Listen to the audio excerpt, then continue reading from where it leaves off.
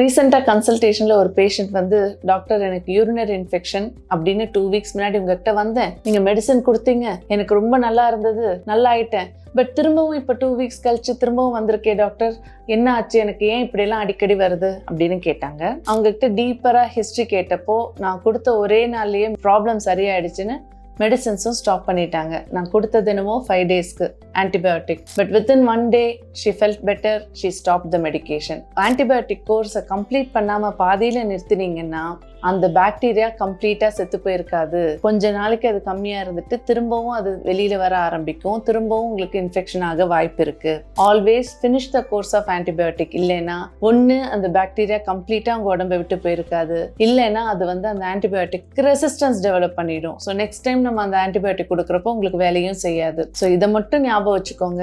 Any infection ஒரு antibiotic prescribe பண்ணாங்கன்னா finish the course according to your doctor's prescription. பாதியில் நல்லா இருக்கேன்னு நிறுத்திட்டீங்கன்னா சீக்கிரமாகவே ரெக்கரன்ஸ் வர ஆரம்பிக்கும்.